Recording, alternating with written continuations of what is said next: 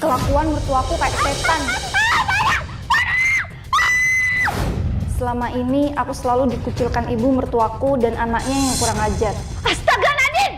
Tolong ya, bajunya dicuci sama disetrika. Soalnya besok Nadine mau pergi liburan ke luar negeri. Thanks. Jangan kurang ajar kamu Nadine. Kamu pikir Mbak itu siapa? Pembantu kamu? Kan bisa nyuci sama nyetrika sendiri. Kenapa sih? Disuruh gitu aja harus sampai ribut. Gue bantuin doang, apa susahnya? Harus sampai ribut Mama bilang.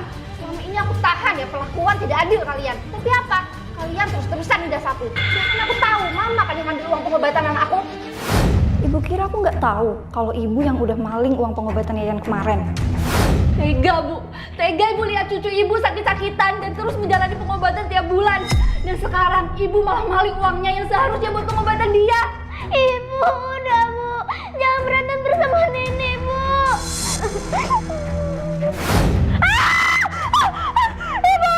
Ibu kenapa rebut tangan suci Bu? Kenapa kamu bilang? Udah sebulan ibu nungguin transferan dari kamu, tapi nggak kamu kirim juga. Kamu inget ya, kamu itu tinggal di rumah saya, nggak gratis. Astagfirullah, tapi gak gini juga Bu. Bukannya uang pengobatan Yayan yang Ibu curi kemarin udah mencukupi kebutuhan Nadine. Nggak cukup. Uang segitu kecil buat Nadine. Lagian Nadine itu adik iparmu loh. Kuliah Nadine itu nguras mental dan tenaga. Jadi dia butuh refreshing. Beda sama Yayan. Pengobatan kan bisa ditunda dulu. Toh selama ini juga rutin pengobatan nggak kunjung sembuh.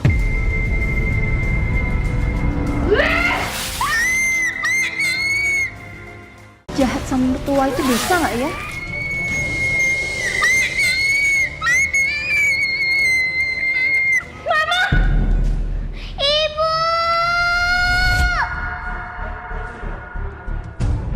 Sekarang cepat kamu cium kaki Mama.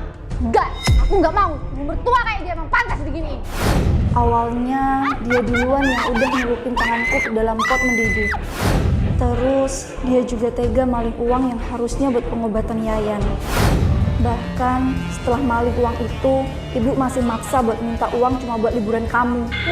Nggak cukup. Uang segitu kecil buat Nadine. Lagian Nadine itu adik iparmu loh. Kuliah Nadine itu nguras mental dan tenaga. Jadi dia butuh refreshing. Ibu! Sudahlah nyelakain mertua sendiri, masih nganggap dirinya korban ya. Asal kamu tahu Suci, kaki anakmu lumpuh ini gara-gara ibunya pembawa sial. Makanya rezeki kamu seret, jualan lontong gak pernah laku. Gimana mau jadi istri yang baik kamu buat anak saya? Kalau bantu ekonomi keluarga saja kamu gak bisa. Kalau gitu, tunggu saja sampai lontongku matang, Bu. Ibu yang akan kujadikan kayu bakarnya. Astagfirullah Mbak, kok bisa sampai segitunya? Ya begitulah Mbak, kalau lagi seret, mertua maksa harus setor. Padahal uang pengobatan anak saya saja belum terkumpul. Ya udah Mbak, gini aja. Mbak mau kan usaha lontong Mbak itu ramai, mumpung lagi bulan puasa, Mbak pakai pesugihan aja. Pesugihan? Mumpung lagi bulan puasa, saya itu kenal dukun ternama di daerah Kawi. Saya yakin dia mau menemani Mbak sampai kaya raya, kalau Mbak mau. Tapi mahal ndak Mbak? Aku loh yang duit akeh.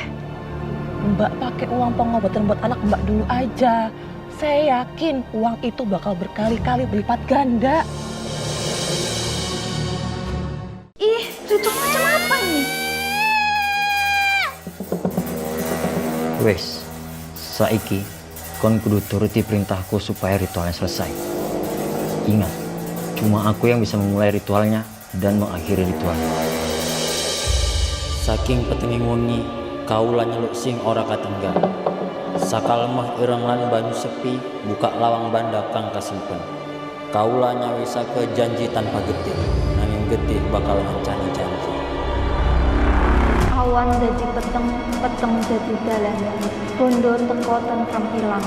Sing teko ojo katon, sing katon ojo urip.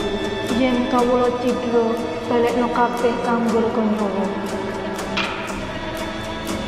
Percaya sama ibu ya, habis ini kamu bakal sembuh lagi.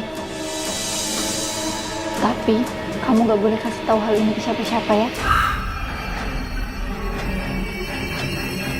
Mas. Aku duluan, Bu. Aku yang duluan. Nggak mungkin mereka tiba-tiba laku keras. Pasti ini ada yang nggak beres. Ingat, cuma aku yang bisa memulai ritualnya dan mengakhiri ritual. Gak bisa dibiarin ini mah. Mereka pasti pakai ilmu sesat. Harus kita bongkar.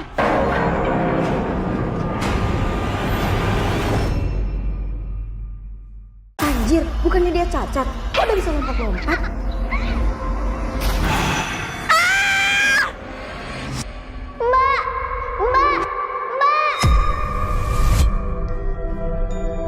Mbak kenapa mbak? Enggak, tadi Mbak lihat kamu lompat tali sama pocong. Main lompat tali sama pocong? Yang bener aja mbak. Mbak kira Yayan anak setan.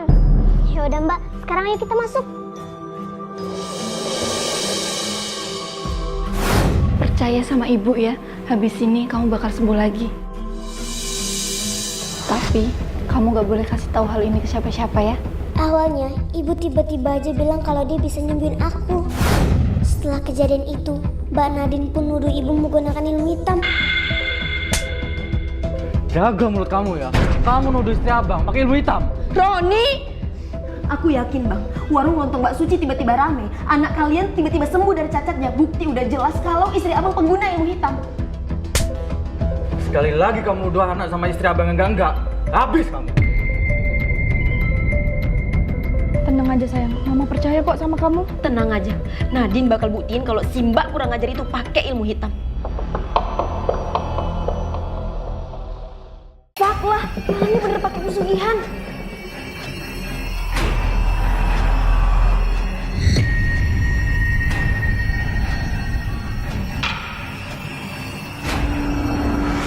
Ngaku kau mantu sialan, kau pasti pakai penglaris kan?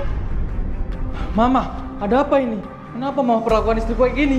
Seperti yang udah Nadine bilang bang, istri abang ini pakai ilmu hitam. Nadine lihat sendiri pakai mata kepala Nadine. Kalau abang nggak percaya, kita buktikan aja pakai sumpah pocong. Selain Mbak Suci, Nadine juga rela disumpah pocong untuk buktikan kalau Nadine nggak buat omongan untuk fitnah Mbak Suci. Gimana? Setelah itu, aku dan Mbak Suci pun melakukan sumpah pocong. Saya Nadine binti Ujang, Siap bersumpah pocong. siap bersumpah pocong. Tapi pada akhirnya, entah kenapa aku yang diteror oleh para pocong.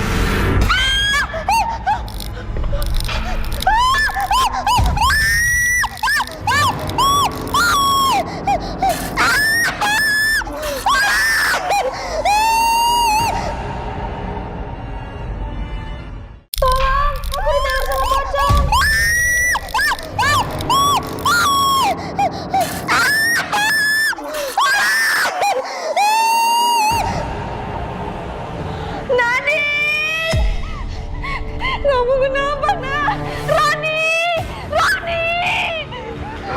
Astagfirullah. Nadine kenapa, Ma? Mama nggak tahu. Ayo cepat bawa Nadine ke rumah sakit. Mampus, ini karma buatku karena udah fitnah ibuku. Awalnya, usaha ibu yang tiba-tiba rame disangka pesugihan sama nenek dan tanteku. Nggak mungkin mereka tiba-tiba laku keras. Pasti ini ada yang nggak beres.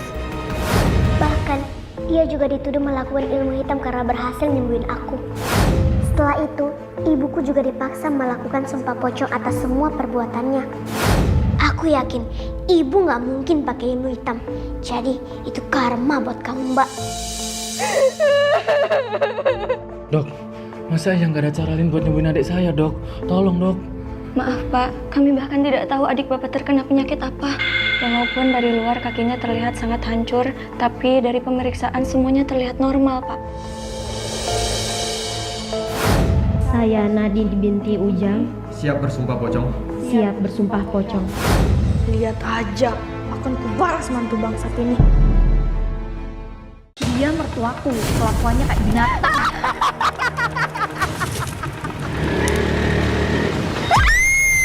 Dasar mantu sialan, kamu mau bunuh kami?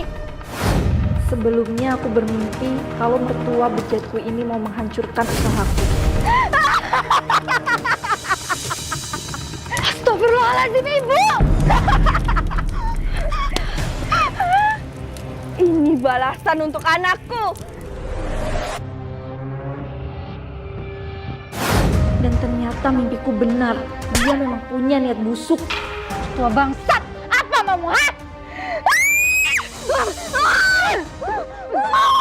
Ibu, Suci! Mas, ibu kamu ini, dia nekat. Dasar istri durhaka. Tega kamu menabrak mama dan adik gua. Tapi Mas, mereka ya. Iya, Suci. Adikku sakit karena kamu. Karena sumpah pocong kalian. Dan ibuku lagi terpuruk. Tapi kamu malah kayak gini. Maaf Pak, kami bahkan tidak tahu adik Bapak terkena penyakit apa. Walaupun dari luar kakinya terlihat sangat hancur, tapi dari pemeriksaan semuanya terlihat normal Pak. Kalau kayak gini, Mas kecewa sama kamu. Karena itu aku pun dendam dan ingin menyantetnya. Tapi... Mbak! Ingat, cuma aku yang bisa memulai ritualnya dan mengakhiri ritualnya.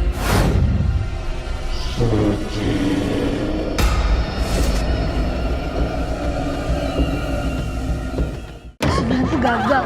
Dan ini semua karena...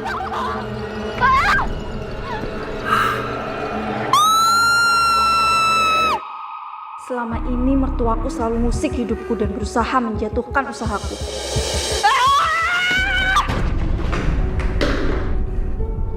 Astagfirullahaladzim! Ini semua dia lakuin karena sebelumnya aku dan anaknya nekat melakukan sumpah pocong. Tapi pada akhirnya anaknya yang dihantui oleh pocong hingga berakhir menjadi cacat seperti anakku. Nadine! Kamu kenapa, Nak? Rani! Rani! Dan saat aku ingin membalaskan dendam dengan menyantetnya, tiba-tiba saja dukun penglarisku selama ini meninggal. Dan sekarang aku pun dihantui olehnya. Ibu sadar Bu, ini Yayan Bu. Ibu kenapa Bu? Enggak apa-apa Bu. Udah ya, ayo kita masuk ke dalam.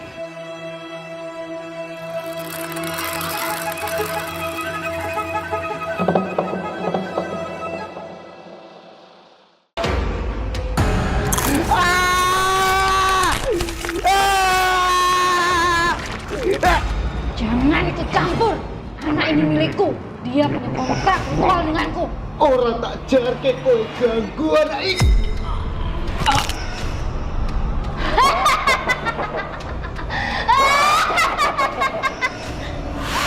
Ini semua berawal dari aku yang ingin menyantet ibu mertuaku. Astaga, Yayan! Ada ipar sialan. Anak aku ini mau ngerawat kamu. Kenapa malah kamu tendang? Maksud kamu apa pakai anak saya, ha? Itu sialan. Kenapa sih? Ibu itu setiap hari selalu aja nyari masalah aku. Kalau emang ibu gak suka sama aku. Suci, cukup. Kamu ngapain lagi sih? Bisa nggak? Mama tuh sehari gak ribut gara-gara kamu. Aku, Mas. Aku yang salah. Asal Mas tahu ya, selama ini ibu Mas yang selalu menghina dan mengusik hidup aku.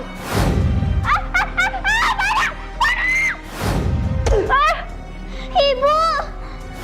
Jualan lontong gak pernah laku. Gimana mau jadi istri yang baik kamu buat anak saya? Dan sekarang aku cuma belain anak kamu yang ditendang sama adik kamu yang cacat ini. Padahal Yayan cuma mengurus dia. Kalau emang Mas gak bisa belain istri Mas sendiri, oke, biar aku yang keluar dari rumah ini. Ibu! Ibu!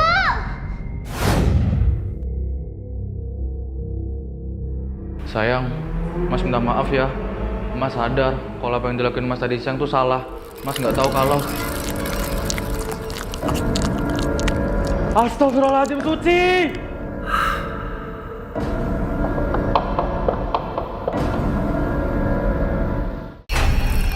Astagfirullahaladzim!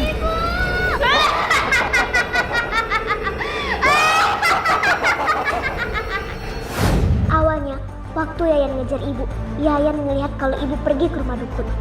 Ibu? Ngapain ibu ke situ? Itu kan tempat madukun. Jangan-jangan ibu... Loh, ibu kemana? Kok hilang? Ibu sadar Bu, ini Yayan Bu. Ibu kenapa Bu? Semenjak saat itu, Yayan yakin ada yang disembunyiin sama ibu. Ibu bilang juga apa? Mantu laknat kayak dia ini pakai ilmu hitam. Kamu aja dari dulu nggak percaya.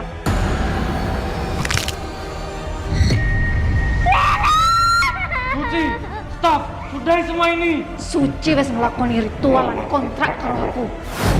Dari awal dia yang menyuruhku untuk melakukan ritual ini dan menerima semua konsekuensinya. Saiki, kon kudu turuti perintahku supaya ritualnya selesai. Ingat, cuma aku yang bisa memulai ritualnya dan mengakhiri ritualnya. Tapi aku pun mati karena sumpah pocong yang ia lakukan. Saiki aku bakal mateni kabeh uang sing marake Suci nglakoni hal koyo ngene. Ibu, jangan Bu. Bukan Ibu bakal ngelakuin apapun demi Ayan, Bu. Kenapa malah Ibu sekarang jadi kayak gini, Bu? Maafin Ibu, nak.